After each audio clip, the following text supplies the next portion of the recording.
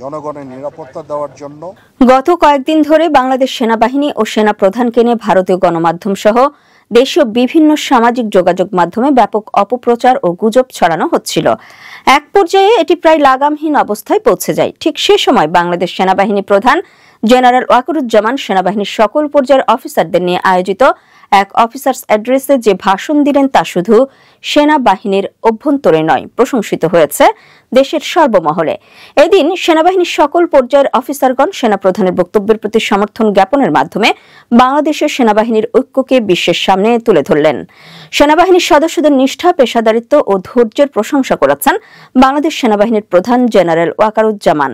সেনাপ্রধান বলেন, সেনাবাহিনী কোনো অস্ত্রের যুদ্ধ নয়, বরং নৈতিকতা, প্রজ্ঞা, সম্মান ও হিকমার উপর নির্ভর করে কাজ করে চলেছে।